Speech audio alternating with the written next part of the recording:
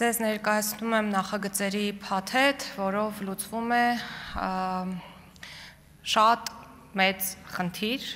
որը կապված է պատշաճ ծանուցումների իրականացման հետ։ Մենք մեր երկրում ունենք այնպիսի իրավիճակ, երբ պետություն-քաղաքացի հարաբերություններում հատկապես, որոշ դեպքերում նաև քաղաքացի-քաղաքացի հարաբերություններում, անձինք չեն կարողանում ծանուցվել պատշաճ և չեն կարողանում իրացնել իրենց իրավունքներն ու պարտականությունները, քանի որ ներկապահին մեր երկրում չի գործում ինտերնետային ծանուցումների համակարգը, այլ կերպ ասած էլեկտրոնային ծանուցումների միասնական համակարգը, և նախագծերի փաթեթը միտված է այս խնդիրը լուծելուն։ Այս փաթեթով կարելի է ասել ներդնում ենք էլեկտրոնային ծանուցումների մի ամբողջական մեխանիզմ, սկզբից մինչև վերջ նկարագրված, և եթե այդ մեխանիզմով անձը ծանուցվի և ծանուցումը բոլոր փուլերով անցնի, ապա անկախ ամեն ինչից անձը համարվելու է պատշաճ ծանուցված։ Նկարագրեմ, թե ինչպես է մեխանիզմն աշխատելու։ Ֆիզիկական անձանց պարագայում գործելու է էլեկտրոնային հարթակ, թվային միջավայր, որտեղ անձը մուտք է գործելու խիստ նույնականացման միջոցով, այսինքն նույնականացման քարտի կամ բջջային նույնականացման միջոցով։ Ծանուցումը տեղադրվելու է այդ հարթակում, և եթե անձը մուտք գործի հարթակ, ապա համարվելու է ծանուցված։ Անձը կարող է նաև տրամադրել իր հավելյալ կապի միջոցները, անձնական էլեկտրոնային փոստ, հեռախոսահամար, որով նա հավելյալ կտեղեկացվի այն մասին, որ հարթակում ծանուցում է տեղադրվել։ Այս հանգամանքը արժանի է շեշտադրման, որովհետև մեր քաղաքացիներին հուզում է այն հարցը, թե արդյոք իրենք կարող են իրենց նախընտրած տարբերակով ծանուցվել, և դրա պատասխանն է այո։ Եթե հարթակում ծանուցումը տեղադրելուց հետո 3 օրվա ընթացքում անձը մուտք չգործի համակարգ, սկսելու է աշխատել հաջորդ քայլը, այն է ծանուցումը հիբրիդային առաքանու միջոցով պատվիրված նամակով ուղարկվելու է անձի հաշվառման հասցեով։ Հիբրիդային առաքանին դա այն է, երբ ծանուցվողը որևէ ծրար կամ նամակ չի ուղարկում, այլ էլեկտրոնային ծանուցումը ավտոմատ փոխանցվում է փոստին, և փոստը այն ծրարավորում է և ուղարկում անձի հաշվառման հասցեով։ Այս տարբերակը դեռ թողել ենք, որպեսզի հնարավոր խնդիրներից խուսափենք, այսինքն այն դեպքերում, երբ անձը չբացի և չծանոթանա ծանուցմանը, ապա ծանուցումը նրան ուղարկվի նաև փոստային առաքանու միջոցով։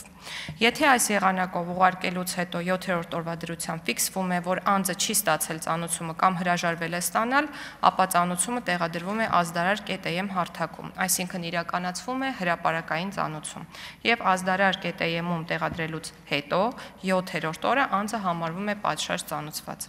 Մի շատ կարևոր շեշտադրում, եթե ֆիզիկական անձը հարթակի միջոցով տվել է համաձայնություն, որով հավաստում է, որ իրեն բացառապես էլեկտրոնային եղանակով ծանուցումներ կարող են ուղարկվել, ապա ծանուցումներն իրականացվելու են բացառապես էլեկտրոնային եղանակով, և այդ դեպքում ծանուցումը տեղադրելուց հետո 3-րդ օրը անձը համարվելու է պատշաճ ծանուցված, անկախ այն հանգամանքից անձը մուտք է գործել տվյալ հարթակ, թե ոչ։ Այսինքն տվյալ դեպքում այլևս չի իրականացվելու լրացուցիչ հիբրիդ փոստով և ազդարար.am հարթակով ծանուցում։ Իրավաբանական անձանց և անհատ ձեռնարկատերերի դեպքում ծանուցման համար օգտագործվելու է հարկային մարմնի հաշվետվությունների ներկայացման էլեկտրոնային կառավարման համակարգը։ Սա այն հարթակն է, որտեղ կազմակերպությունները, հատկապես տնտեսավարողները, կարելի է ասել, ամենօրյա ռեժիմով մուտք են գործում, հետևաբար սա ընդունել ենք որպես իրավաբանական անձանց և անհատ ձեռնարկատերերի ծանուցման հարթակ։ Կազմակերպությունները մտնելու են հարթակով աշխատելու համար և տեսնելու են իրենց ծանուցումները ստացված ոչ միայն պետական եկամուտների կոմիտեի կողմից, այլ նաև այլ մարմիններից։ Իրավաբանական անձինք և անհատ ձեռնարկատերերը պատշաճ ծանուցվելու են ծանուցումը ՊԵԿ համակարգի իրենց անձնական էջում տեղադրվելու օրվան հաջորդող 3-րդ օրվանից։ Եթե վերջիններս այդ ընթացքում մուտք չգործեն համակարգ, ապա ծանուցումը միանգամից տեղադրվելու է ազդարար.am կայքում, և տեղադրվելուց հետո 5-րդ օրը նրանք համարվելու են ծանուցված։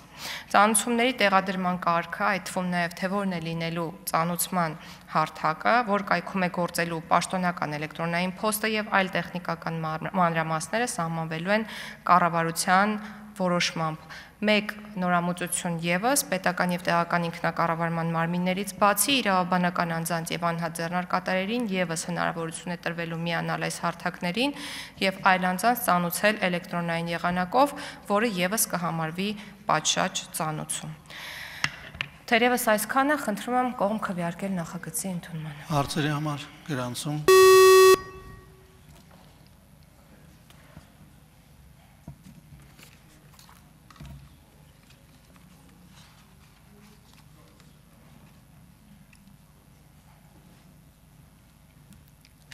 Արմեն Խաչատրյան։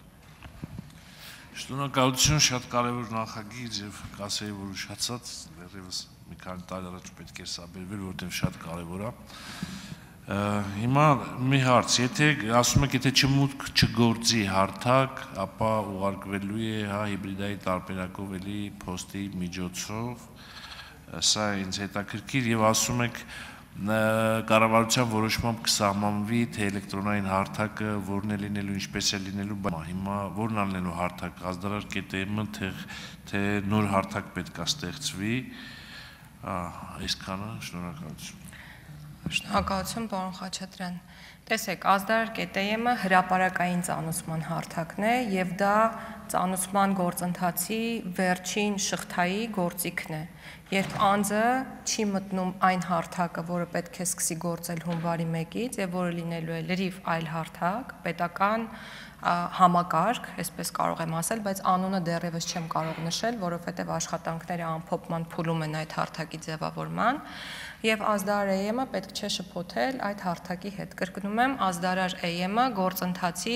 վերջին փուլում աշխատող հարթակն է, որը վերջին քայլով միտված է ապահովելուն անձի պատշաճ ծանուցումը։ Ինչ վերաբերում է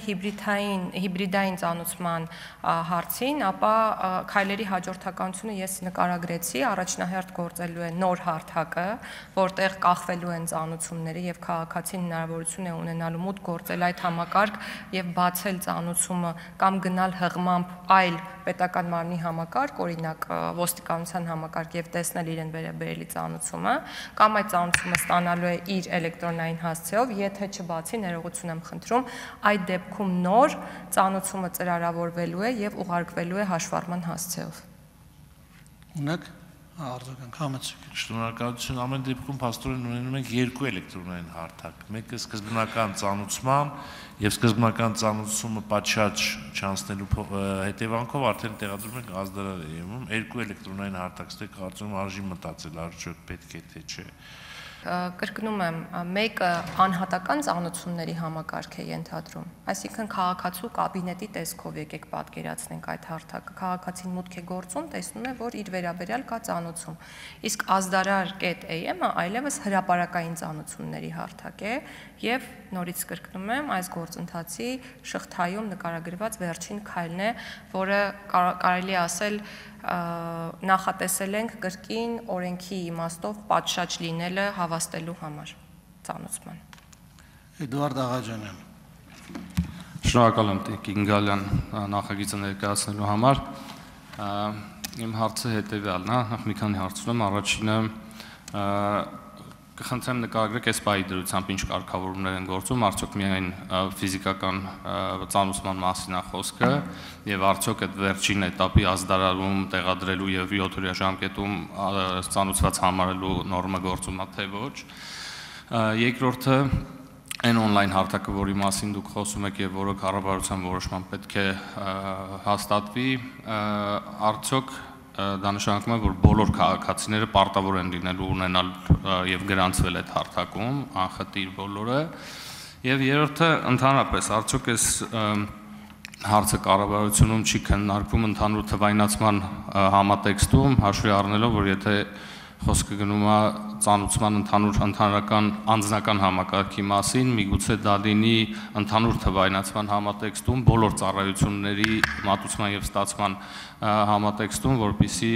տենց քաղաքացիները տասնյակ եւ ավել անհատական գրասենյակներ չունենան։ Շնորհակալություն, առաջին հարցի հետ կապված նշեմ, որ հիմա գործում է թղթային ծանուցման եղանակը զուգորդված որոշ դեպքերում հրապարակային ազդարարման տարբերակով, այսինքն հրապարակային ազդարարումը այսօր էլ մեր երկրում որոշ իրավիճակներում գործում է, օրինակ ապօրինի ծագում ունեցող գույքի բռնագանձման վարույթներով, երբ հաշվառման հասցեով տեղ չի հասնում համապատասխան պատվիրված նամակը, պատշաճ ծանուցման եղանակ համարվում է նաև ազդարար ԳՏԵՄ-ում համապատասխան ծանուցման տեղադրումը։ Դատական նիստերի ներկայությունը ապահովելու տեսանկյունից կրկին հրապարակային ծանուցման մեթոդը գործում է, այսինքն այսօր մենք ազդարարի եւ թղթայինի համակցված տարբերակն ունենք, բայց խնդիրը չի լուծվում, որովհետեւ շատ ժամանակ է խլում այդ գործընթացը պետական մարմիններից։ Հաջորդ հարցին անդրադառնալով պետք է նշեմ, որ հենց մեր պետության ընդհանուր թվայնացման համատեքստում էլ հարցը քննարկվել է եւ դա է պատճառը, որ հիմա այս ամբիոնից նաեւ չեմ նշում այն հարթակի անունը, որը գործելու է, բայց մի բան պարզ է, որ բոլոր ծառայությունների մատուցման միասնական հարթակի մի մաս է կազմելու ինչ որ պահից, երբ բոլոր ծառայությունները թվայնացված լինեն։ Իսկ մինչ դա հարթակը կգործի առանձին ապահովելով մեր քաղաքացիների համար հասանելիություն։